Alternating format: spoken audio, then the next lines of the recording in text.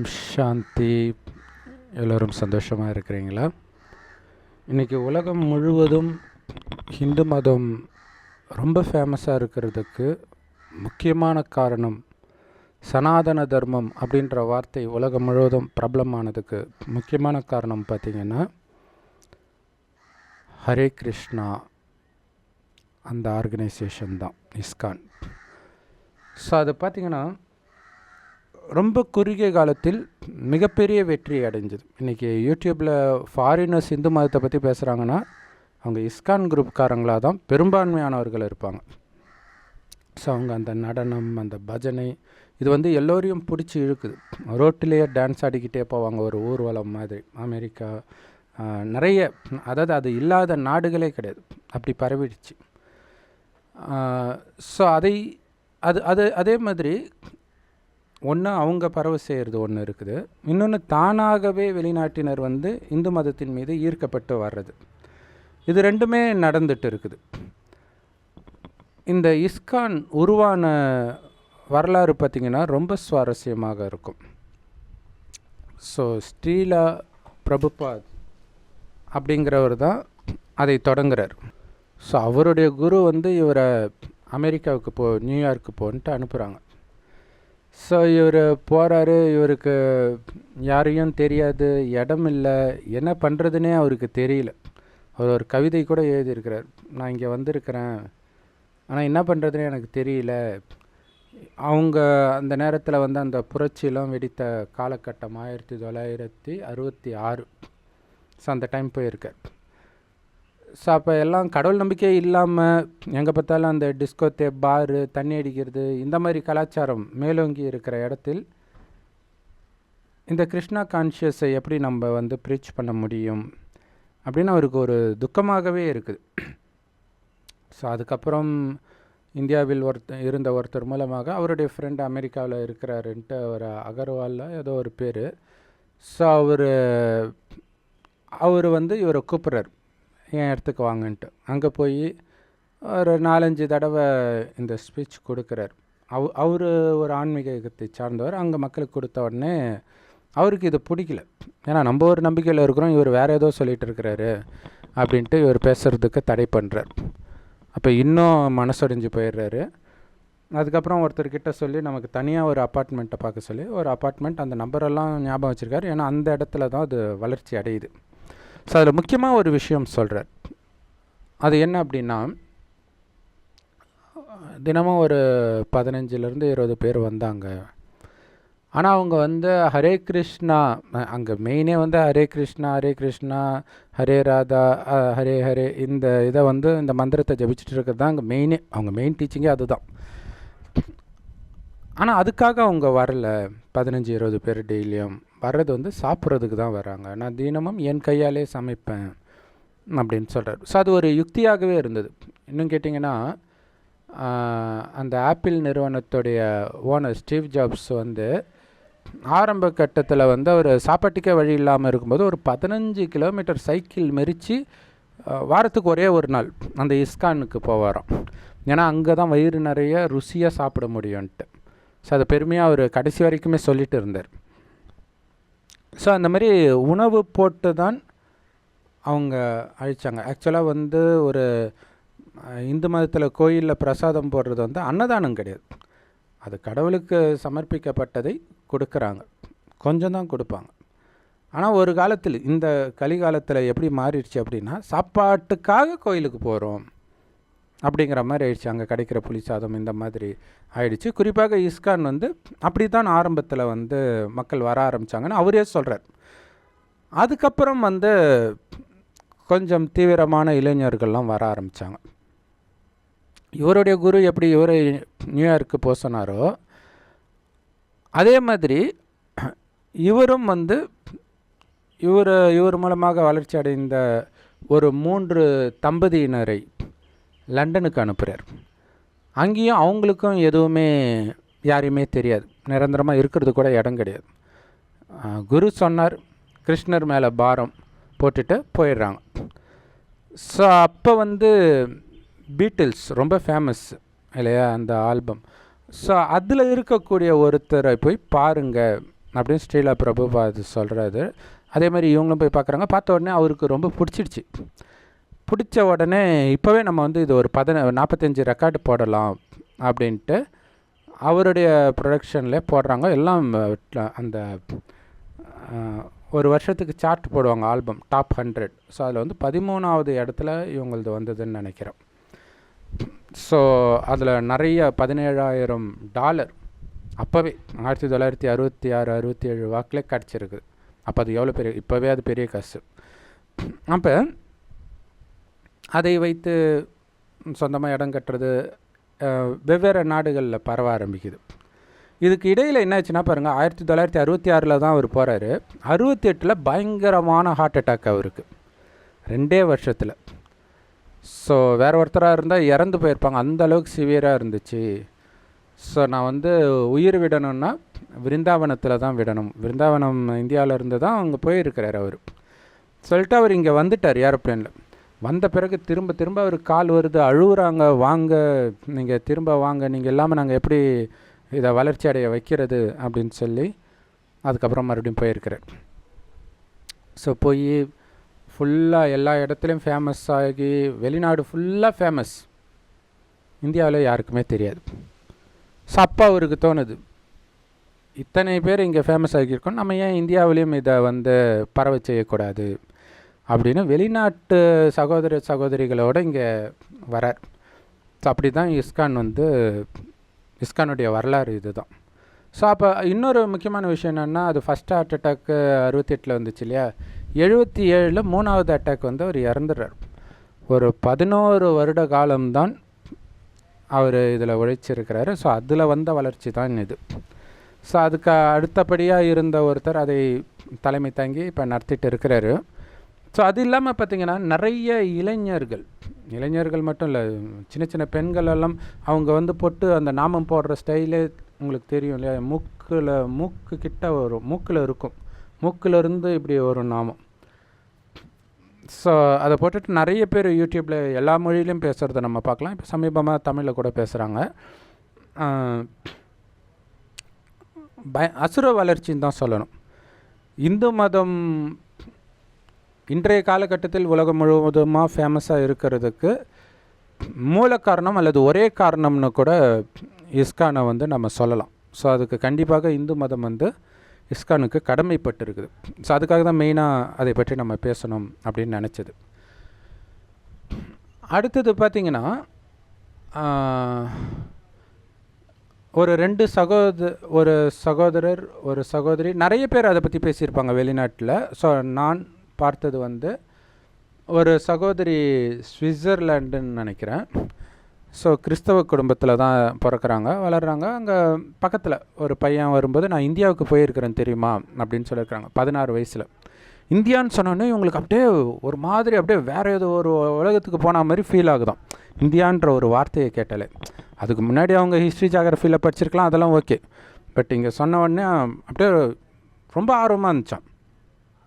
அதுக்கப்புறம் கொஞ்ச நாள் கழித்து வந்து நான் அங்கே போய் அந்த குருக்கிட்ட ஹடயோகெல்லாம் கற்றுக்கிட்டேன்ட்டு அந்த தலைகீழ நிற்பாங்க இல்லையா. ஸோ இதெல்லாம் பண்ணி பார்க்கும்போது அவங்களுக்கு ரொம்ப ஆச்சரியமாக ஆகிடுச்சான். ஸோ அது அவங்கள பிடிச்சி இழுக்குது. ஸோ அப்போ அந்த புத்த மதம் அது இதுன்ட்டு எல்லாம் நிறைய தேடல் இருக்குது அந்த சகோதரிக்கு. அப்போ வந்து அவங்க அப்பாவே இந்த மக்கள் தொகை கணக்கெடுப்பு எடுக்க வருவாங்க இல்லையா. ஸோ அங்கே வந்து 4 வருடத்திற்கு ஒரு முறை வருவாங்களாம். அப்போ வரும்பொழுது அவங்க அப்பா சொல்கிறாராம், எங்கள் வீட்டில் வந்து 4 பேர், அதில் 3 பேர் கிறிஸ்டின்னு, ஒரு பொண்ணு வந்து புத்த மதம் அப்படின்னு சொன்னாராம்.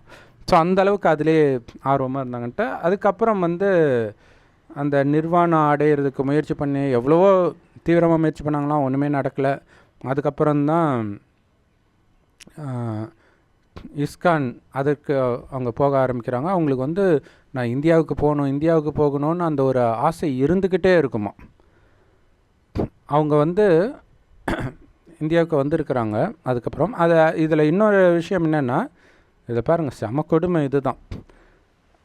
இஸ்கானுக்கு போகிறேன்னு தெரிஞ்சால் அவங்க அப்பா ஒத்துக்க மாட்டார், ஏன்னா ஸ்ட்ரிக்டான கிறிஸ்டியன் அப்படிங்கிறதுனால.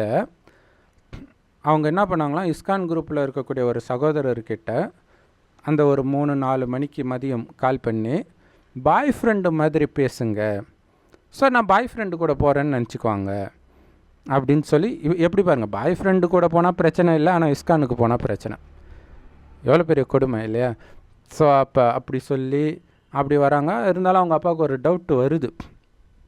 இவங்க போகிற பஸ்ஸை ஃபாலோ பண்ணிகிட்டே போயிருக்கிறாங்க. போய் இவங்க இஸ்கானுக்குள்ளே போகிறத பார்த்துடுறாரு. பார்த்துட்டு வீட்டில் வந்து என்ன நடந்துச்சின்னு நான் இப்போ மரியாதை நிமித்தமாக சொல்லலை அப்படின்னு சொல்கிறாங்க. ஸோ அந்தளவுக்கு ரொம்ப கொடூரமாக ஏதோ நடந்துருக்குது போல இருக்குது. அதுக்கப்புறம் ஒரு டைமில் வந்து இந்தியாவுக்கு அடிக்கடி வந்துட்டு போயிட்டுருக்குறாங்க. இப்போ சுவிட்சர்லாண்டில் தான் இருக்கிறாங்க. சுவிட்சர்லாண்டில் இஸ்கான் இது இருக்குது ஃபேமஸாக. ஸோ அங்கே அவங்க வீட்டையே ஒரு கோயில் மாதிரி மாற்றி வச்சுருக்காங்க, தனியாக இருக்காங்க. அவங்க அப்பா வந்து அந்த ஒரு 18-20 வயசில் வந்து அவங்க வந்து காலேஜ் படிச்சுட்டு இருக்கிறாங்க. படிச்சுட்டு இருக்கும்போது இதை சொல்லும்போதே உணர்வுபூர்வமாக இருக்கும். என்ன அப்படின்னா, எங்கள் அப்பாவுக்கு இது தெரிஞ்சு ரொம்ப ஃபைட் ஆகி அவர் 2 சாய்ஸ் கொடுத்தாரு. ஒன்று, நீ இங்கே இருக்கலாம் கிறிஸ்டினா, இல்லைன்னா வீட்டை விட்டு வெளில போயிடு அப்படின்ட்டார். ஸோ வீட்டை விட்டு வெளில போகிறதுனா சாப்பாட்டுக்கே வழி இல்லை, அது ஒன்று. இன்னொன்று, அவங்க படிப்பு அவங்க வந்து நான் வீட்டை விட்டு வெளில போயிடுறேன் அப்படின்ட்டு படிப்பை விட்டுட்டாங்க. எல்லாத்தையும் அவங்க ஏதோ ஒரு பேலட் டான்ஸர் ஆகணும்னு நினச்சாங்க. ஸோ எல்லாத்தையும் தியாகம் பண்ணிவிட்டு இஸ்கானுக்கு வந்துட்டாங்க. அதுக்கப்புறம் அடிக்கடி இந்தியாவுக்கு வருவாங்க. அதில் வந்து கோவிட் டைமில் வர முடியாது இல்லையா? ஸோ அப்போ வந்து அவங்க ஒரு கவிதை எழுதியிருக்கிறாங்க. அதை எடுத்து படித்தும் காட்டினாங்க. ரொம்ப சூப்பராக இருந்துச்சு. அந்த இந்தியாவுடைய குயில் சத்தம் கேட்காம எனக்கு பைத்தியம் பிடிச்ச மாதிரி இருக்குது. அங்கே இருக்கக்கூடிய பாரிஜாத மலரை பார்க்காமல் எனக்கு பைத்தியம் பிடிச்ச மாதிரி இருக்குது இப்படின்னு இங்கிலீஷில் எழுதியிருந்தாங்க. ஸோ அதை படிக்கும்போது நமக்கு என்னடா, ஏன்னா உலகமே வந்து சுவிட்சர்லாண்டு சொர்க்கம்னு நினச்சிட்டு இருக்குது. அந்த சுவிட்சர்லாண்டில் இருக்கிற சகோதரிக்கு இந்தியா சொர்க்கமாக, அந்த பிருந்தாவன் சொர்க்கமாக தெரியுது. ஸோ அதே மாதிரி இன்னொரு சகோதரி அவங்க அனுபவத்தை சொல்லும்பொழுது, அவங்க வந்து ஆர்டிஸ்ட்டு. ஸோ இஸ்கான்னால் ஈர்க்கப்பட்டு வராங்க. அப்போ ஸ்ரீல பிரபுபாது வந்து இன்னொருத்தவங்களை விட்டு கேட்குறாரு, அந்த பெண்ணுடைய ஸ்பெஷாலிட்டி என்ன? அந்த பொண்ணு சொல்கிறார், நான் ஆர்டிஸ்ட்டு. அப்போ வந்து அவர் சில படங்களை எல்லாம் கொடுத்து வரைய சொல்கிறார். சில விஷயங்களை வந்து அவர் சொல்கிறத வச்சு அவங்க வரையணும். ஸோ பெரும்பாலும் அந்த இஸ்கான் குரூப்பில் வர அந்த மகாபாரதம், பகவத்கீதை, அதில் உள்ள படங்கள் ஃபுல்லாக அவங்க உருவாக்குனது தான். நிறைய படங்கள் உருவாக்கியிருக்கிறாங்க. இப்பையும் ஒரு படம் 11 வருடம் ஒரு படத்தை உருவாக்குறதுக்கு. ராசலீலா, கிருஷ்ணர் வந்து ராதையின் பாதத்தில் இருந்து புல்லாங்குழல் வாசிச்சுட்டு இருப்பார். ராதையுடைய தோழிகள் கோபிகைகள்லாம் நடனம் ஆடிக்கிட்டு இருப்பாங்க, ஒருத்தவங்க மேலே மடிச்சிட்டு இருப்பாங்க, இந்த மாதிரி. ஸோ அதில் ரொம்ப அந்த மைன்யூட் டீட்டெயில்ஸ்லாம் சொல்லியிருப்பாங்க. ரொம்ப ஆச்சரியமாக இருக்கும். அந்த படமே வந்து ரொம்ப சூப்பராக இருக்கும். ஸோ அப்போ இத்தனை பேருடைய உழைப்பு அந்த இஸ்கான் குரூப்பு இன்றைக்கி அசுர வளர்ச்சி அடைஞ்சதுக்கு பின்னாடி இருக்குது. அதே மாதிரி இன்னொரு சகோதரர், அவர் வந்து அமெரிக்காவா சுவிட்சர்லாண்டான்னு ஞாபகம் இல்லை, அமெரிக்கா தான் நினைக்கிறேன். ஸோ அவர் வந்து சின்ன வயசில் இதே மாதிரி இந்தியாவுக்கு போகணும்னு அவருக்கு தோணிக்கிட்டே இருக்குமா. மேபி இஸ்கான் எதுக்கோ போயிருப்பாரா இல்லை எப்படின்னு தெரியல. எப்படியோ அவருக்கு இந்தியாவுக்கு போகணும்னு ஆசை வந்திருக்குது. அப்போ அவருடைய 18 அல்லது 16 வயது பர்த்டேக்கு அப்போ அவங்க அப்பா வந்து பல்காக ஒரு அமௌண்ட்டை வந்து கிஃப்டாக கொடுக்குறார். உடனே முடிவு பண்ணிட்டார் இந்தியாவுக்கு போயிடணுன்ட்டு. ஆனால் சொல்லும்போது என்ன பண்ணியிருக்கிறாரு, ஸ்பெயின், கிரீஸ் இந்த மாதிரி இடத்துக்கு போகிறேன்னு மட்டும் சொல்லியிருக்கிறார். கரெக்ட், சுவிட்சர்லாண்டு இந்த மாதிரி இடத்துக்கு போகிறேன்னு சொல்லியிருக்காரு. அதுக்கப்புறம் வரலை. இவர் ஸ்ட்ரெயிட்டாக இங்கே இந்தியா வந்துட்டார். ட்ரெயின் இறங்கி வந்திருக்கிறாரு. வந்து விருந்தாவனத்துக்கு போயிட்டுருக்கிறார். ஸோ அது எப்படி விருந்தாவனத்துக்கு இந்தியாவுக்கு வரணும்னு தான் நினச்சாரு. அது எப்படி விருந்தாவனத்துக்கு போனாருன்னு சரியாக ஞாபகம் இல்லை. ஸோ அப்போ விருந்தாவனத்துக்கு போகும்பொழுது அங்கே சொல்லிட்டாங்களாம், உங்களுக்கு வந்து சாப்பாடு எல்லாமே ஃப்ரீயாக கிடச்சிடும், நீங்கள் என்ன பண்ணணுன்னா சில விஷயங்கள் பண்ணணும். என்னென்னா அவங்களுக்குரிய ட்ரெஸ்ஸு போட்டுக்கணும். சரி, ஓகே, நோ ப்ராப்ளம். அடுத்தது மொட்டை அடிக்கணும். அப்போ வந்து நிறைய முடி, அப்போல்லாம் வந்து அந்த முடி நீட்டாக இருக்கிறது ஸ்டைல் இல்லையா. நம்ம ஊரில் தியாகராஜ பாகவதர் காலம்னு நினைக்கிறாரு, இங்கேயே முடி நீட்டாக இருக்கும். அப்போ அங்கே கேட்கவே தேவையில்லை. ஸோ அப்போ அது சரி ஓகேன்ட்டு மொட்டையும் அடிச்சிடுறார். ஸோ மொட்டை அடிச்சுட்டு இங்கேயே தான் இருக்கிறார்.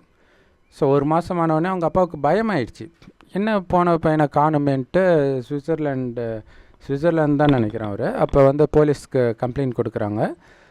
கம்ப்ளைண்ட் கொடுக்கும்பொழுது சுவிட்சர்லாண்டு ஃபுல்லாக தேடி பார்க்குறாங்க, இருந்தால் தானே கிடைக்கல. அதுக்கப்புறம் இன்டர்போல், இன்டர்நேஷ்னல் போலீஸுக்கு வந்து இன்ஃபார்ம் பண்ணுறாங்க. அப்பயும் தேடி பார்க்குறாங்க, அப்பயும் கிடைக்கல. ஏன்னா இவர் விருந்தாவனத்தில் இருக்கிறார் சேஃப்டியாக. ஸோ அப்போ சொல்கிறார், இந்தியா மாதிரி ஒரு அற்புதமான நாடும் கிடையாது. இந்தியாவில் வந்து நீங்கள் பெஸ்ட்டையும் பார்க்கலாம், ஒஸ்ட்டையும் பார்க்கலாம் அப்படின்னு சொல்கிறார். குறிப்பாக அந்த திருட்டு விஷயங்களை பற்றி பேசுகிறார். ஸோ இது வந்து இந்தியாவுக்கு ஒரு பெரிய அவமானம் தான். இன்னை வரைக்கும் நடந்துட்டு தான் இருக்குது வழிப்பறி கொலைன்றது. ஸோ அந்த மாதிரி அவர் வந்து ட்ரெயினை விட்டு 2 லக்கேஜோடு இறங்குறாரு. ஆனால் கழுத்தில் வச்சுருந்த முக்கியமான ஹேண்ட்பேக்கு உள்ளே இருக்குதுன்றது அப்புறம் தான் அவருக்கு ஞாபகம் வருது. வண்டி மூவிங்கில் இருக்குது, இவர் போய் ஏறலாம், ஆனால் இந்த லக்கேஜை எடுத்துகிட்டு போக முடியாது. அங்கே எல்லாம் அப்படி கொஞ்சம் அசந்த எடுக்கிறதுக்கு ஆள் ரெடியாக இருக்கிறாங்க. மும்பை ஸ்டேஷன் நினைக்கிறேன். ஸோ அப்போ என்ன பண்ணுறதுன்ட்டு விட்டுட்டு அதுக்கப்புறம் எம்பசியில் போய் கம்ப்ளைண்ட் பண்ணணும்னு நினச்சிட்ருக்காரு. அதுக்கு முன்னாடி நாள் ஏதோ ஒரு ப்ரோக்ராம் வைக்கிறாங்க இஸ்கானுக்கு. சரி, இதை பார்த்துட்டு நம்ம அடுத்த நாள் போய்க்கலான்ட்டு இருக்கிறேன். இப்போ இந்த ப்ரோக்ராம் பார்த்துட்டு வரும்போது உங்களை பார்க்க ஒருத்தர் வந்திருக்காருன்றாங்க. நம்மளை பார்க்க யார் வந்திருக்காங்கன்னா, ஏதோ ஒரு இடம், இந்தியாவில் ஏதோ ஒரு இடம் சொல்கிறாங்க. அந்த இடத்துல எனக்கு யாருமே தெரியாது அப்படின்போது ஒருத்தர் வரார். இவர் ட்ரெயினில் தொலைச்சார் இல்லையா, அந்த பேக்கோடு வந்திருக்கார். ஏன்னா இவருடைய அப்பார்ட்மெண்ட்டில் அவர் இருந்திருக்கிறார். ஸோ அதில் தான் பாஸ்போர்ட்டு, காசு எல்லாமே இருக்குது. ஸோ அதை எடுத்துகிட்டு வந்திருக்காரு. இவருக்கு ஆச்சரியம். ஏன்னா இப்படி ஒரு பொருளை கீழே ஊந்துச்சு, நீங்கள் இப்படி திரும்பினாலே அங்கே இருக்காது இந்தியாவில். அப்படி இருக்கும்போது ஒருத்தர் எடுத்துகிட்டு வந்து கொடுக்குறாருன்றது கிருஷ்ணனுடைய கருணை இல்லாமல் வேறு என்ன அப்படின்னு சொல்கிறாரு. ஸோ அதுக்கப்புறம் உங்களுக்கு ஏதாவது வேணுமான்னு கேட்கும்போது, என்னுடைய மகளுக்கு கல்யாணம், நீங்கள் இஷ்டப்பட்டு ஏதாவது கொடுக்குறனா கொடுங்கன்னும்போது அதில் இருக்கிற காசு ஃபுல்லாகவே கொடுத்துறாரு. ஏன்னா பாஸ்போர்ட்டு எல்லாமே வந்துடுச்சு அப்படின்னு சந்தோஷமாக அவர் கொடுத்துறாரு. அவர் போயிடுறார். ஸோ அதுக்கப்புறம் அவர் வந்து சொல்கிறார், சில விஷயங்களை சொல்கிறார். நான் இதுக்கு முன்னாடி ஒரு சகோதரியை பற்றி சொன்னேன் இல்லையா, அந்த சகோதரி இவங்களை பேட்டி எடுக்கிறாங்க அவங்களுடைய சேனலில். எனக்கு டக்குன்னு அந்த சகோதரி பேர் ஞாபகம் இல்லை, ஒரு வித்தியாசமாக இருக்கும் அந்த பேர், எம்ஓன்னு ஆரம்பிக்கும். ஸோ அவங்க தான் பேட்டி எடுக்கிறாங்க. அப்போ வந்து அவர் சொல்கிறார், 2 விதமான கிருஷ்ணரை சொல்கிறாங்க. கிருஷ்ணர் எப்போவுமே விருந்தாவனத்தில் தான் இருப்பார். ஏன்னா விருந்தாவனத்துலேருந்து கிரிராஜா அப்படின்ற ஒரு சிலை இவங்க எடுத்துகிட்டு வந்தாங்கன்னா அதே மாதிரி ஒன்று உருவாக்கியிருக்கிறாங்க. ஸோ அந்த மாதிரி வெளியில் எங்கேயுமே வச்சுருக்கக்கூடாது அப்படின்றாங்க. ஸோ கிரிராஜானாலே மலையரசன் தான், அது சிவனை தான் குறிக்கும். அது இமயமலையிலேருந்து வந்ததாக தான் அங்கே கதையே இருக்குது. இப்போ 2த்துக்கும் லிங்க் இருக்குது பாருங்கள். ஸோ அவர் விருந்தாவனத்தை விட்டு எங்கும் வரமாட்டார், ஆனால் நான் இங்கே எடுத்தாந்து வச்சுருக்கிறேன்ட்டு இவங்க சொல்கிறாங்க. ஸோ அதை பற்றி அவங்கக்கிட்ட கேட்கும்போது அவர் சொல்கிறார், ஆமாம் கிரிராஜா எங்கேயும் வரமாட்டார்.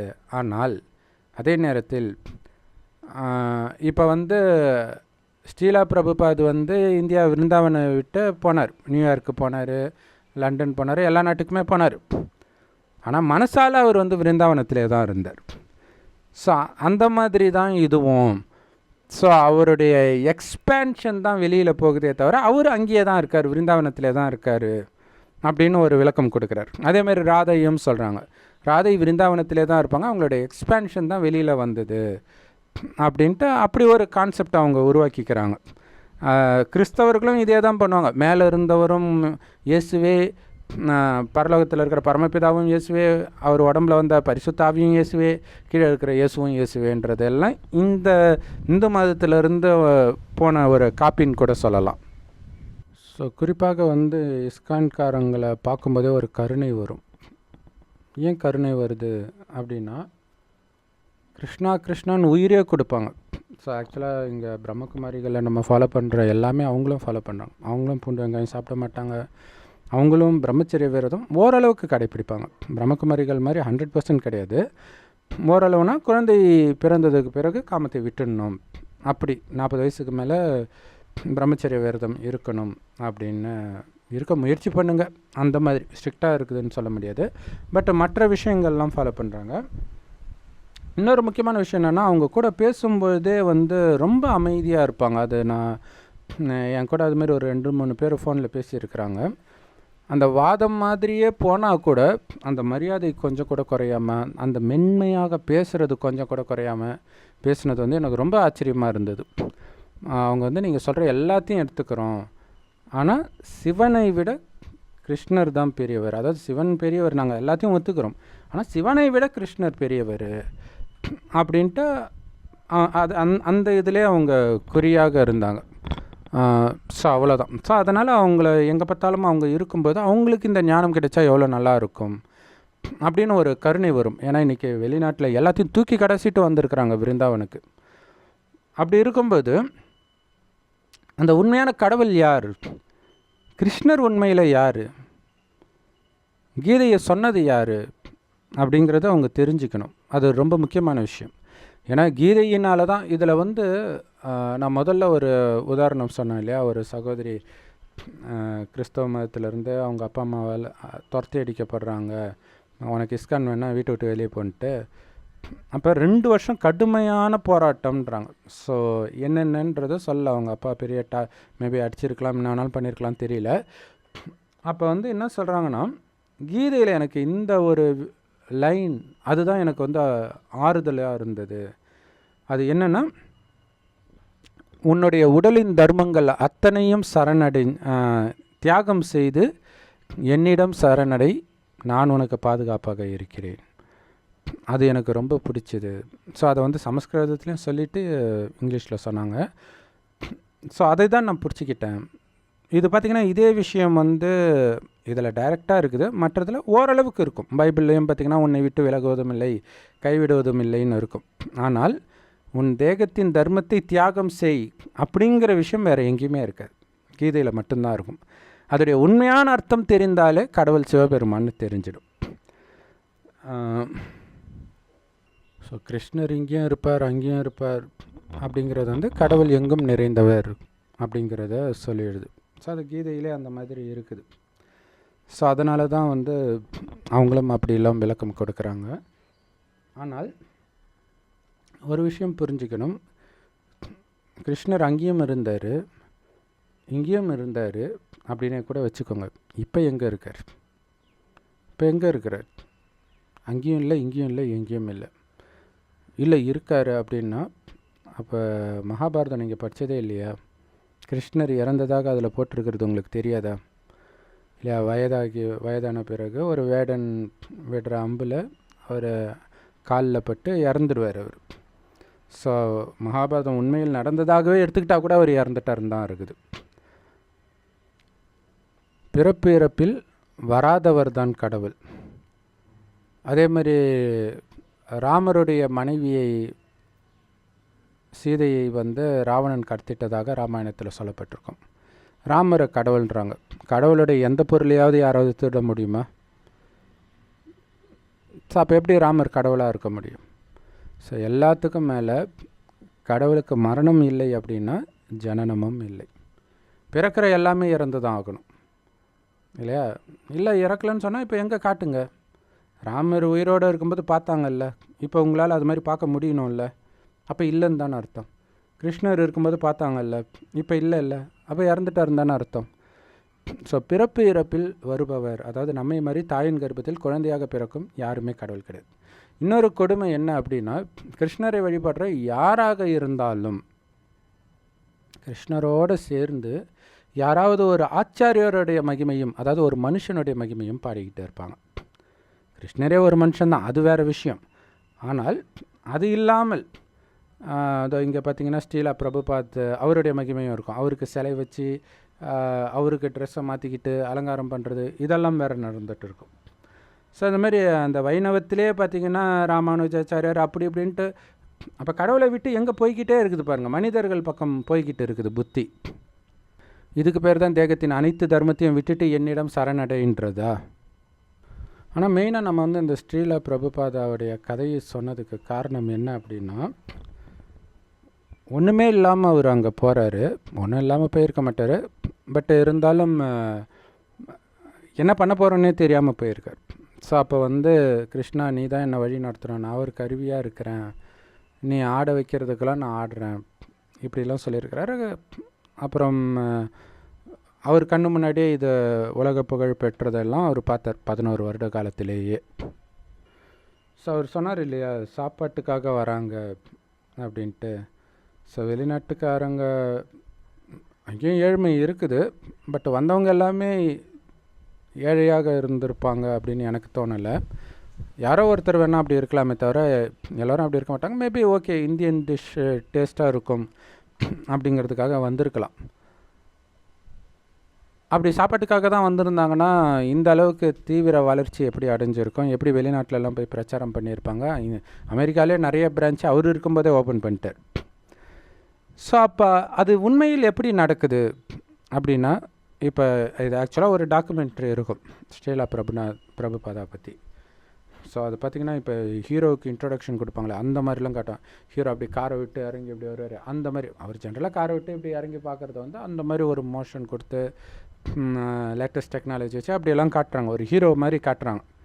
உண்மையிலே இது ஹீரோ வர்ஷிப், மனிதர்களுடைய வர்ஷிப் இல்லை. டெய்ட்டி வர்ஷிப்பே தப்பு, ஐடல் வர்ஷிப்பே தப்புன்னுவாங்க. இங்கே மனுஷனையே வர்ஷிப் பண்ணுற மாதிரி மாறுது.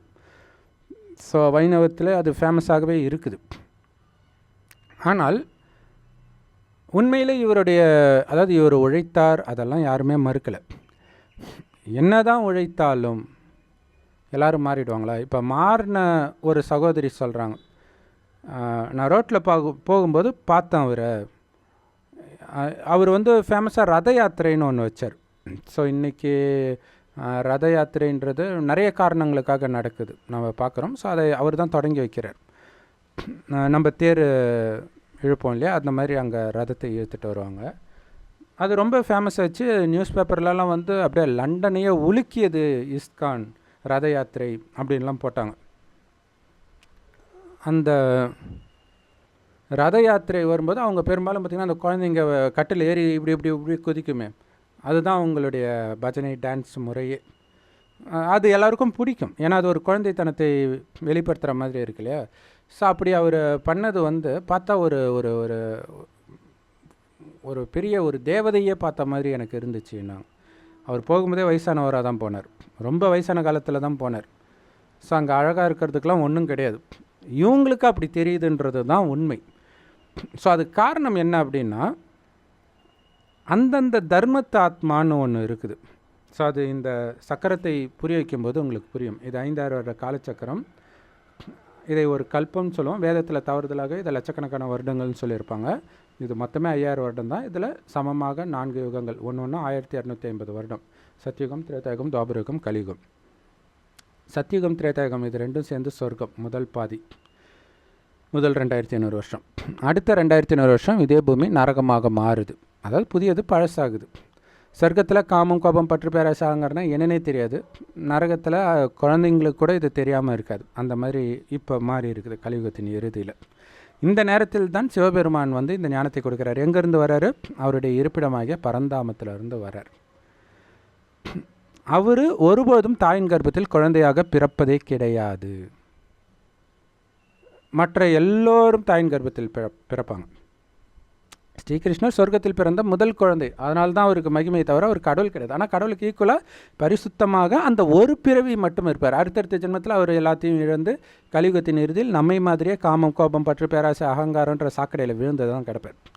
அப்படி சாக்கடையில் விழுந்து கிடக்கக்கூடிய அந்த ஆத்மாவை எடுத்து ஞானத்தை கொடுத்து குளிப்பாட்டி மீண்டும் பூஜைக்கு தகுந்த தேவதையாக சொர்க்கத்துக்கு சிவபெருமான் அனுப்புறதுடைய நினைவாக தான் நம்ம அத்திவரதர் கோயிலில் 40 வருஷத்துக்கு ஒரு தடவை அந்த குளத்துக்குள்ளே சேத்துக்குள்ளே இருக்கிற அத்திவாரதரை எடுத்து குளிப்பாட்டி பூஜை பண்ணி மறுபடியும் உள்ளே போட்டுடுறோம் 40 நாள் கழிச்சு. ஸோ ஆனால் இங்கே வந்து 2500 வருடம் நம்ம வந்து மகிமைக்குரிய தேவதைகளாகத்தான் இருப்போம். அதுக்கப்புறம் தான் காமம், கோபம் இதெல்லாம் வரும்.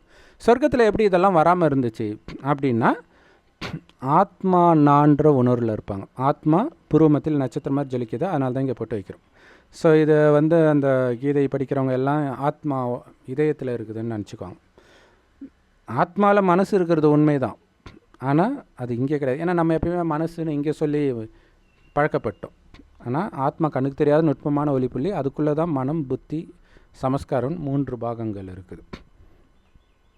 அப்போ அந்த ஆத்மாதான் நான். அழியக்கூடிய இந்த உடம்பு நான் நினைப்பதை செய்வதற்கு எனக்கு கொடுக்கப்பட்ட கருவி, தற்காலிகமாக. அப்படின்ற உணர்வு சொர்க்கத்தில் நிரந்தரமாக எல்லோருக்கும் இருக்கும். ஸோ ஒருவரை ஒருவர் கண்ணுக்கு தெரியாத ஆத்மாவிடம்தான் அவங்களுடைய கவனம் இருக்கும். ரொம்ப அழகாக இருப்பாங்க, ஆனாலும் அந்த அழகில் அவங்க மயங்க மாட்டாங்க. அதுதான் ஆத்ம பலம்ன்றது. ஆத்ம பலம் இருக்கும்போது தான் கான்சன்ட்ரேஷன் பவரும் இருக்கும். ஸோ அப்படி இருக்கிறாங்க 2500 வருடம். அதனால தான் அவங்களுக்கு காமம், கோபம், பற்று, பேராசை, அகங்காரம்னா என்னன்னே தெரியாது. ஆனால் பயங்கர ஆனந்தமாக இருப்பாங்க. ஏன்னா ஆத்மாவுடைய உண்மையான குணமே ஆனந்தமும் அமைதியும் தான். 2500 வருஷம் கழிச்சு என்ன ஆகுதுன்னா, செல்ஃபோன் சார்ஜ் இறங்குற மாதிரி ஆத்மாவுடைய பவர் குறையுது. குறையும் போது கவனம் வெளியில் போய் வெளி உலக விஷயத்தில் கொஞ்சம் கொஞ்சமாக மயங்க ஆரம்பிக்குது. அப்போ தான் புலனின்பத்துக்கு அடிமையாகிறாங்க, காமம் கோபம் பற்று பேராசைங்கிறதுக்கெலாம் அடிமையாகிறாங்க. அப்படியே கொஞ்சம் கொஞ்சமாக இந்த புலனின்பத்துக்கு அடிமையாக சுயநலம் அதிகமாகி அதனால் மேலோங்கி நிறைய பாவங்கள் செய்கிறாங்க. கற்பழிப்பு, கொள்ளை, இந்த மாதிரி விஷயங்கள். ஸோ இந்த மாதிரி விஷயங்கள் செய்ய பாவம் அதிகமாக ஒரு லெவலுக்கு மேலே தண்டனை கிடைக்கும். ஸோ அந்த தண்டனையின் காரணமாக தான் அழகை இழக்கிறோம், ஆரோக்கியத்தை இழக்கிறோம், செல்வத்தை இழக்கிறோம், நிம்மதி ஆனந்தத்தை இழக்கிறோம், இயற்கை சீற்றங்கள், விதவிதமான நோய்கள் எல்லாமே வருது. கலியுகத்தின் இறுதி, உலக அழிவுக்கு 100 வருடம் முன்பு சிவபெருமான் இந்த ஞானத்தை சொல்லத்தான் வர. மீண்டும் இந்த பூமி சொர்க்கமாக போகுது. அதை தான் வைகுண்டம் சொல்கிறது. வைகுண்டம் கிருஷ்ணர் இருக்கிற இடம், கடவுள் இருக்கிற இடம் கிடையாது. இதே பாரத பூமி தான் வைகுண்டமாக சொர்க்கமாக இருந்தது. அதனால தான் இங்கே தான் 33 கோடி தேவதைகளுக்கு கோயில் கட்டி கும்பிட்றோம். அப்போ அப்படி இருந்த பாரத பூமி இன்றைக்கி மோசமாகிடுச்சு, உலகமே மோசமாகிடுச்சு. அதில் நம்பர் 1 மோசமானது பாரதம் தான் இல்லையா? கற்பழிப்பு கேஸ் எல்லாமே பார்த்திங்கன்னா பாரதத்தில் தான் அதிகமாக இருக்குது. வெளிநாட்டுக்காரங்க டூரிஸ்ட் வந்தவங்கள கணவன் முன்னாடியே மனைவியை கற்பழிச்சு அனுப்புகிறாங்க. போன மாதம் நடந்துச்சு நார்த் இந்தியாவில். ஸோ எந்தளவுக்கு மோசமாக இருக்கிறோம் பாருங்கள். ஸோ அப்படிப்பட்ட நம்மைத்தான் மீண்டும் காமம் கோபம் பற்று பேராசைங்கன்னா என்னன்னே தெரியாமல் பரிசுத்தமானவராக ஆக்கிறதுக்கு வந்திருக்கிறார். அப்படி நீங்கள் ஆகுனீங்கன்னா சொர்க்கத்துக்கு போயிடுவீங்க. சொர்க்கத்தில் இருந்த தர்மத்திற்கு பேர் ஆதி சனாதன தேவி தேவதா தர்மம். ஆதினா முதலில், சனாதனன்னா என்றென்றைக்கும் நிலைச்சிருக்கிறது தேவதைகளுடைய தர்மம். அதே காமத்தில் விழுந்த பிறகு தேவதைன்னு சொல்கிறது கூச்சப்பட்டு இந்துன்னு சொல்ல ஆரம்பிச்சிடறாங்க. ஏன்னா இப்போ இந்தியாவுடைய பேர் இந்துஸ்தான். ஸோ இந்துஸ்தானில் வசிப்பவர்கள்னு அர்த்தம், இந்துனா மதம் பேர் கிடையாது. இப்போ கலியுகத்தின் இறுதி கடைசி 100 வருடம் இறைவன் சிவபெருமான் வந்து சொல்கிறாரு, இப்படி இருந்தீங்க, இப்போ இப்படி ஆயிட்டீங்க, மீண்டும் அப்படி ஆகணும்னா சொர்க்கத்தில் எப்படி ஆத்மா நான்ற உணர்வில் இருந்தீங்களோ அந்த உணர்வுக்கு வரணும். ஆனால் அந்த சக்தி இல்லை. கான்சன்ட்ரேஷன் பவர் இருந்தால் தானே ஆத்மாவிலே கவனம் இருக்கிறதுக்கு. அழகான பெண் வந்தால் அழகில் தானே கவனம் போகும். இல்லை அது ஒரு ஆத்மா, இதுக்கு முன்னாடி ஆணாக பிறந்திருக்கோம், இப்போ பெண்ணாக பிறந்திருக்கோம், ஒரு தாத்தா உடம்புல இருந்து இதில் வந்திருக்குது, இப்படி இல்லாமல் யோசிப்போம். ஆனால் அதான் உண்மை. அப்போ அந்த புத்தியே வேலை செய்யாது. காமத்தின் போதையில் கோபத்தில் எப்படி புத்தி வேலை செய்யாதோ அது மாதிரி காமத்திலையும் வேலை செய்யாது. ஸோ அதனால தான் காம மகாசத்ருன்னு சொல்கிறதுக்குனே கீதையில் 3 அத்தியாயம் இருக்குது. சண்டை போடுற இடத்துல எதுக்கு காம மகாசத்ருன்னு சொல்லணும்? அங்கே என்ன காமத்தில் ஈடுபட்டுருக்குறாங்க யுத்த மைதானத்தில்? அதுதான் சொல்கிறது. நிஜத்தில் மகாபாரதம், ராமாயணம், குரான், பைபிள் எதுவுமே நடக்கலை. அப்படிப்பட்ட மனிதர்கள் வாழ்ந்தது உண்மை. ஆனால் சண்டை போடுற இடம்னா அதுக்கு பேர் சொர்க்கம் கிடையாது. சண்டையெல்லாம் இப்போ நடக்குது, மனசுக்குள்ளே நடக்குது. மனசுக்குள்ளே இருக்கிற காமம் கோபம் பற்று பேராசை அகங்காரத்தை ஒரு கேரக்டராக கொடுத்து அவங்கள அரக்கர்களாக காட்டி தேவதைகள் அவங்கள அழிச்சாங்கன்னு வருது. ஆக்சுவலாக நமக்குள்ளே இருக்கக்கூடிய அந்த அசுர குணங்களை அழிப்பதனால் நாம் தேவதையாகிறோம். அதை அழிக்கிறதுக்கு என்ன பண்ணணும்? ஆத்மாவுக்கு பலம் இல்லை. அந்த பலத்தை நிரப்பிக்கிறதுக்கு இந்த பலத்தில் எப்போவுமே நிரம்பி இருப்பவர் தான் சிவபெருமான், சர்வசக்திவான். ஏன்னா உடலே எடுக்கலை. உடல் எடுத்தால் தானே உடல் உணர்வில் வந்து காமம் கோபம் பற்று பேராசை அகங்காரத்தில் விழறதுக்கு. ஸோ கடைசி 100 வருடம் கூட ஒரு வயோதிகர் உடலுக்குள்ளே பிரவேசமாகி இந்த ஞானத்தை சொல்கிறார். அந்த வயோதிகருக்கு பிரம்மான் பேர் வைக்கிறார். அந்த பிரம்மா வாய் வழியாக கேட்கக்கூடிய இந்த ஞானத்தை தான் முரளின்னு சொல்லுவோம். எல்லா பிரம்மகுமாரிகள் ராஜயோக தியான நிலையத்திலும் முற்றிலும் இலவசமாக கிடைக்குது. பிரம்மா வாய் வழியாக சிவனுடைய ஞானத்தை கேட்டு நம்ம புது ஜென்மம் எடுக்கிறதுனால நாம் பிரம்மா குழந்தைகள், பிரம்மாவுடைய குமாரர்கள், குமாரிகள். அதுதான் பிரம்மகுமாரிகளுடைய விளக்கம். ஸோ இப்படித்தான் உலகம் படைக்கப்படுது. பிரம்மா மூலமாக. பிரம்மா படைக்கலை, பிரம்மா மூலமாக சிவன் படைக்கிறார். எப்படி? நம்ம குணத்தை மாற்றுறார். உடல் உணர்விலிருந்து ஆத்ம உணர்வுக்கு வர வைத்து அனுப்புகிறார். இதுதான் அந்த கீதையில் தேகத்தின் அனைத்து தர்மத்தையும் மறந்துடு, நீ தேகன்றதே மறந்துடு, உனக்கு தேகம் இருக்குதுன்றதே மறந்துடு, செத்துடுன்னு புரிஞ்சுக்கோ, வெறும் ஆத்மான்னு புரிஞ்சுக்கோ. இப்போ சொர்க்கத்துக்கு நீ தயாராகணும். ஏன்னா இந்த கலியுகத்தின் தேகத்தில் இருந்தால் தேகத்தின் உறவுகள் ஞாபகம் வரும், தேகத்தின் உணர்வுகள் ஞாபகம் வரும். இது எல்லாம் கலியுகத்தின் குணம். இதை நீ விடணும்னா தேகம்னு ஒன்று இருக்கிறதே மறந்து ஆத்மான்னு உணர்ந்து என்னை நினைவு செய்யணும் தேகம் இருக்கக்கூடிய கிருஷ்ணர் சொல்லுவாரா? யோசிச்சு பாருங்க. அதுலேயும் உலகத்திலேயே நம்பர் 1 அழகன், பேரழகன் கிருஷ்ணர், பேரழகி ராதை.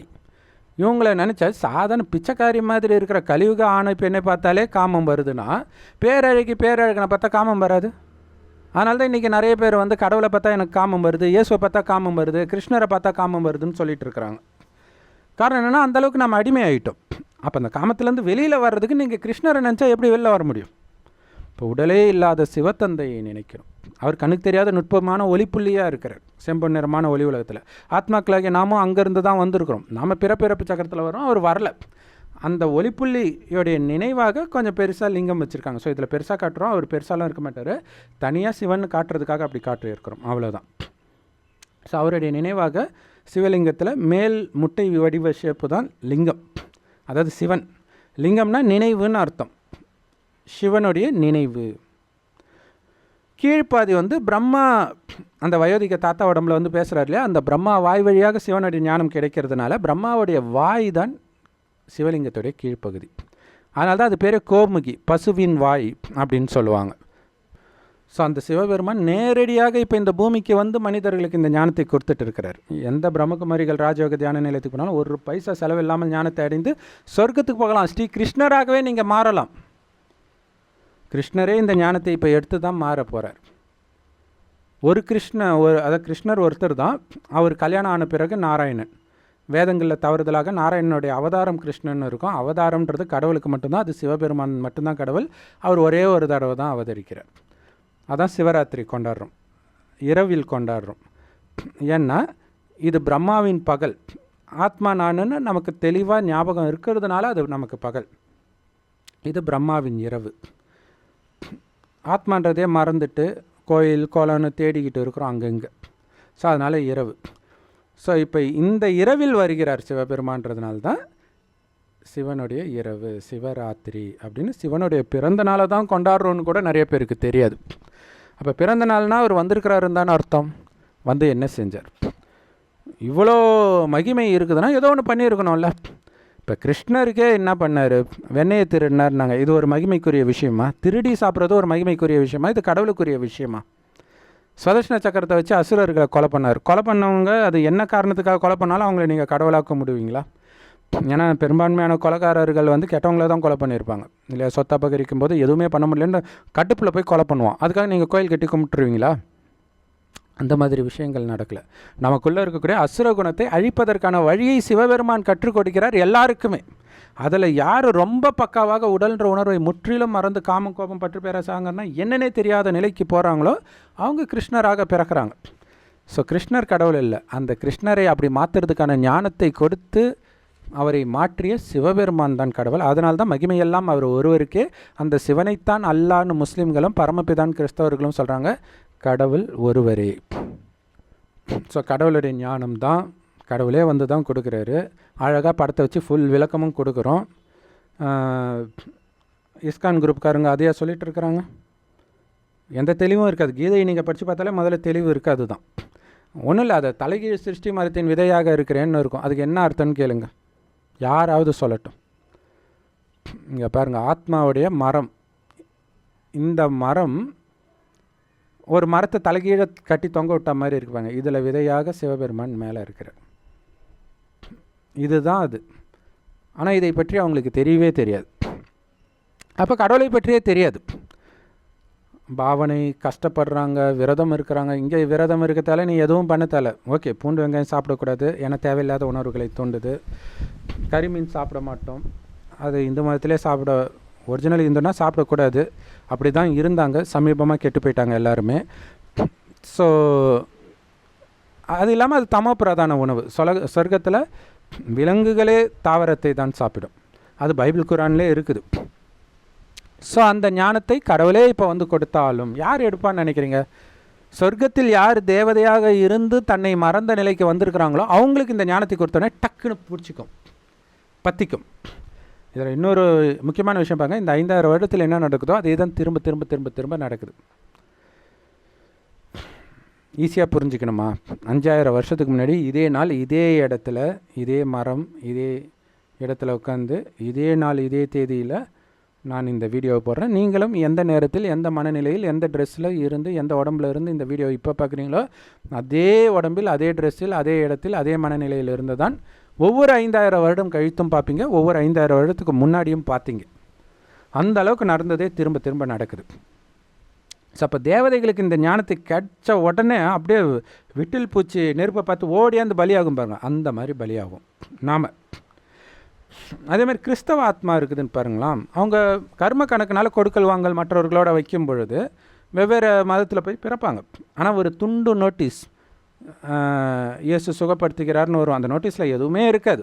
ஆனால் பார்த்த உடனே அலறி அடிச்சுட்டு ஓடுவாங்க. ஏன்னா அது அந்த மதத்து ஆத்மா, அந்த மதத்து ஆத்மாவுக்கு தான் அது பிடிக்கும்.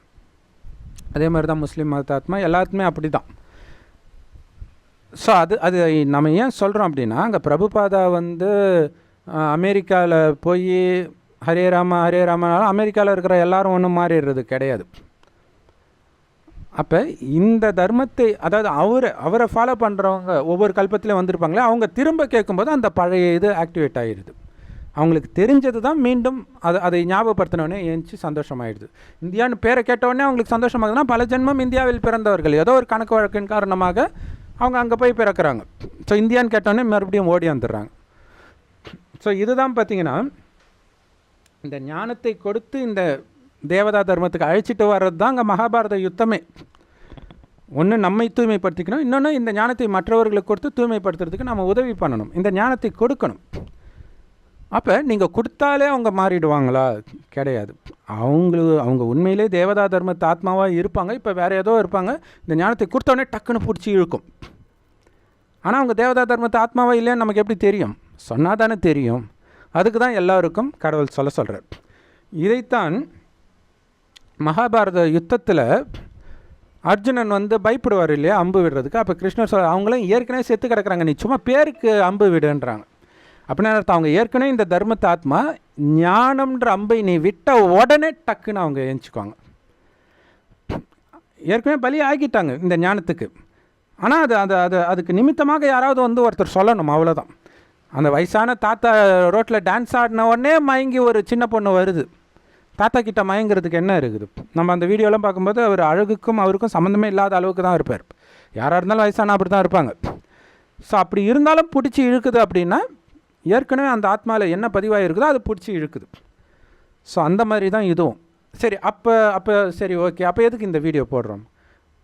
அவங்க பிடிச்சவங்க தானே அங்கே போயிருப்பாங்க, எதுக்கு இந்த வீடியோ போடுறோம்? இதனால் என்ன மாறிடவா போகிறாங்க அப்படின்னா, சொர்க்கத்தில் தேவதை இருந்தாங்கல்ல, இப்போ தேவதைன்னு ஒரு தர்மம் இருக்குதா? இல்லை இல்லையா? இப்போ எல்லா இதுக்கும் போயிருப்பாங்க. கிறிஸ்தவ மதத்தில் இருப்பாங்க, இந்து மதத்தில் இருப்பாங்க, முஸ்லீம் மதத்தில் இருப்பாங்க. இந்த ஞானம் கிடைக்கிறவரும் வெவ்வேறு இதில் இருந்தாலும் மைண்டுக்குள்ளே, அதாவது தேவதா தர்மத்து ஆத்மாவாக இருந்தால் மைண்டுக்குள்ளே அதில் ஏதோ ஒரு குழப்பம் இருக்கும். அதற்கான பதில் தெளிவாக இல்லாமல் இருக்கும். அதை வந்து வெளியில் சொல்ல மாட்டாங்க, சொன்னால் மற்றவங்க தப்பாக நினச்சிக்குவாங்க, சொல்லாமலே இருப்பாங்க. இந்த ஞானம் கிடைச்ச மாத்திரத்தில் இதான் உண்மைன்ட்டு ஓடி வந்துடுவாங்க. ஸோ அதற்காக தான் இந்த ஞானத்தை கொடுக்கிறது. ஸோ அதில் நிறைய பேர் வந்து தேவதை தர்மத்து ஆத்மாவாக இருக்கிறதுக்கான வாய்ப்பு ரொம்ப அதிகம். ஒன்று கடவுள் கிருஷ்ணர் கிடையாது, சிவன்னு புரிஞ்சுக்கணும், அவ்வளோதான். சிவன் கொடுக்குற ஞானம் அங்கே கீதையை அவர் சொன்னதாக மனிதர்களை எழுதிட்டாங்க, வெளிப்படுது அவங்க மூலமாக, அவ்வளோதான். இங்கே ஆத்மானு உணர்ந்து சிவபரமாத்மாவை நினைக்க நினைக்க காமம் கோபம் பற்று பேராசை அகங்காரத்தை விடணும். விட்டால் மீண்டும் நீ சொர்க்கத்துக்கு வருவ. இது கீதையில் இருக்குது. கடைசி நேரத்தில் அனைத்தும் பரமேஸ்வரனுக்குள் ஒடுங்கும், பரமேஸ்வரன்ற வார்த்தையே இருக்கும். கிருஷ்ணர் சொல்லும்போது எதுக்கு பரமேஸ்வரன் சொல்கிறாங்க? நிறைய இடங்களில் இருக்கும், ஆக்சுவலாக எல்லா மதத்துலையுமே இருக்கும். ஒடுங்கும், பிறகு அவர்கிட்ட இருந்து வெளிப்பட ஆரம்பிக்கும். ஸோ அதுதான் உலக அழிவின் பொழுது இறைவனின் நினைவில் நம்முடைய புத்தியை ஒடுக்கி எல்லா ஆத்மாவும் மேலே போயிடுது, உண்மையில் ஸ்தூலமாகவும் இறைவன்கிட்ட அங்கே போயிடுது. அதுக்கு பிறகு இந்த பூமி சொர்க்கமான பிறகு கொஞ்சம் கொஞ்சமாக வளர்ச்சி அடைய ஆரம்பிக்கும். இந்த ரகசியம்லாம் எந்த இஸ்கான்காரங்களுக்காவது தெரியுமா? அவங்க பாட்டு கிருஷ்ணர் அப்படியே மகிமை பாடிக்கிட்டே இருப்பாங்க, மனுஷனை மகிமை பாடிட்டு இருக்கிறாங்க. இங்கே மனுஷனை மகிமை பாடுற விஷயம் கிடையாது. சிவன் சொல்கிறார், இதை செய்கிறது என்னுடைய கடமை, என்னை கூட ஏன் மகிமை பாடுறீங்கன்றார். ஆனால் அவர் மகிமைக்குரியவர், அதில் எந்த டவுட்டும் கிடையாது. அவரை நினைக்கிறது, அவரை மகிமை பாடுறது எல்லாமே நம்முடைய பாவத்தை அழிப்பதற்காக. அதை விட்டுட்டு நீங்கள் லட்சம் முறை ஓம் நம சிவாய சொன்னாலோ, ஹரே ராதா ஹரே கிருஷ்ணா சொன்னாலோ எதுவுமே நடந்துட போகிறதில்ல. யாருடைய கேரக்டரும் மாறிட போகிறதில்ல, காமம் போயிட போகிறதில்ல, கோபம் போயிட போகிறதில்ல, பற்று பேராசை அகங்காரம் போயிட போகிறதில்ல. உள்ளுக்குள்ளே இருக்கும். இப்போ நம்ம இந்த இயக்கத்தை சார்ந்தவங்க நம்ம இப்படி நடந்துக்கக்கூடாதுன்னு ஒரு கட்டுப்பாட்டில் இருக்கலாம். ஆனால் அடுத்த ஜென்மத்தில் அவங்க அதே இடத்துல பிறக்கணும்னு அவசியம் கிடையாது. உலகம் ரொம்ப மோசமாக மாறும் இன்னும். அப்போ அங்கே பிறக்கும்போது உள்ளுக்குள்ளே அடக்கி வச்சுருந்த எல்லாம் வெடிக்கும். ஏன்னா உள்ளுக்குள்ளே இருந்ததை அழிக்கிறதுக்கான முயற்சி பண்ணலை. அதைத்தான் இறைவன் சொல்கிறார், என் நினைவில் இருந்து இருக்க இருக்க அந்த பாவங்கள் அழியும். கூடவே இறைவன் கொடுக்குற ஞானத்தை கேட்க கேட்க அங்கே தெய்வீக குணங்கள் உள்ள ஆழமாக தாரணையாகும், பல ஜென்மத்துக்கு தொடரும். எத்தனை ஜென்மத்துக்கு? கடந்த அடுத்த 2500 வருடத்துக்கு இந்த பூமி சொர்க்கமாக இருக்குதுன்னா யோசிச்சுப்பாங்க. 2500 வருடம் அந்த தெய்வீக குணம் அவ்வளோ ஆழமாக இருக்கும். அதுக்கப்புறம் கொஞ்சம் கொஞ்சமாக குறையும், டக்குன்னெலாம் குறைஞ்சிடாது. இப்போ வரைக்கும் அது கொஞ்சம் ஒட்டிக்கிட்டு இருக்குது, இல்லாட்டினா இந்த ஞானம் புரிஞ்சிக்க முடியாது. ஸோ அந்த நேரத்தில் இறைவன் வந்து இந்த ஞானத்தை கொடுக்கிறார். ஸோ இந்த ஞானம் இறைவனுடைய ஞானத்தின் ஒரு துளி தான், சாரம்னு சொல்லலாம். இந்த ஞானம் தினம் தினம் பேசுகிறார். ஏன்னா உங்களுடைய குணம் ஒரு செகண்டில் மாறிடாது. நீங்கள் இமயமலையில் போய் மனிதர்களே வேண்டான்னு போய் உட்காந்துட்டு ஓம் நம சிவாயா ஹரே ராதா ஹரே கிருஷ்ணான்னு சொல்லிகிட்டே இருந்தால் கூட வாழ்நாள் ஃபுல்லாக அடுத்தது மறுபடியும் தாயின் கர்ப்பத்தில் தான் பிறக்கணும். ஏன்னா ஆத்மாவுக்கு தூய்மை சக்தி இல்லை, குணத்தை மாற்றலை, அது உள்ளேயே அடங்கி இருக்குது. ஸோ அதை அழித்து மாற்றணும் நல்ல குணமாக. அது வரைக்கும் மீண்டும் மீண்டும் இங்கே தான் பிறக்க போகிறீங்க. அப்போ மறுபடியும் பிறக்கும்போது ரொம்ப மோசமாக தான் மாற போகிறீங்க. ஸோ அப்போ மீண்டும் நீங்கள் இன்னொன்று உலகம் அழிய போகுது, எல்லாருமே இப்போ மேலே போய் தான் ஆகணும். உங்களுக்கு இப்போ சாய்ஸ் இல்லை, ஒன்லி ஆப்ஷன் தான். இந்த ஞானத்தை நீங்கள் எடுத்தே ஆகணும். என்ன இப்போவே ஒன்றும் ஆகிறதுக்கு முன்னாடியே எடுத்து முயற்சி செய்து சொர்க்கத்துக்கு வரலாம். இல்லைனா கடைசியில் உலகம் அழியும் போது நீங்கள் இறைவனை நினைத்து கரெக்டாக அவர் எங்கே இருக்கிறாருன்னு நினச்சி அந்த இடத்துக்கு தான் நம்ம போகணும். நினைத்தால்தான் ஆத்மா போகும். ஏன்னா ஆத்மா கடைசி நேரத்தில் என்ன நினைக்குதோ அந்த இடத்துக்கு போயிடும். அமெரிக்காவில் இருக்கிற ஒரு உறவுக்காரங்களை நினச்சிக்கிட்டே நீங்கள் இங்கே தமிழ்நாட்டில் இறந்தீங்கன்னா ஒரு செகண்டில் டக்குன்னு அங்கே போய் பிறந்துடும். ஏன்னா அது எங்கே ஏன்னா ஆத்மாவில் தானே மனம் புத்தி இருக்குது, அங்கேருந்து தானே எண்ணம் வருது, எண்ணம் இழுத்துட்டு ஓடிடும். அப்போ இந்த உலகத்தின் எந்த விஷயமும் ஞாபகம் இல்லாமல் இறைவனை மட்டும் நினச்சா நீங்கள் அங்கே போயிடுவீங்க. நீங்கள் பிரபுபாதாவை மகிமை பாடிட்டு இருந்தீங்கன்னா அவர் இங்கே தான் எங்கேயாவது பிறந்திருப்பார். கிருஷ்ணரும் இங்கே தான் பிறந்திருப்பார். கிருஷ்ணர் ஆக வேண்டிய நேரம், கிருஷ்ணரை நினைக்க வேண்டிய நேரம் கிடையாது இது.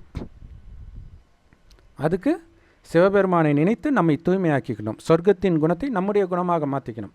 அதுக்கு இறைவன் கொடுக்குற ஞானம் எல்லா பிரம்மகுமாரிகள் ராஜயோக தியான நிலையத்திலும் முற்றிலும் இலவசமாக கிடைக்குது. யூடியூப் வெப்சைட்ஸ்லாம் இருக்குது, அதோடைய லிங்க் இந்த வீடியோக்கு டிஸ்கிரிப்ஷனில் கொடுக்குறோம். அவசியம் பார்த்து பயன்பெறுங்கள்.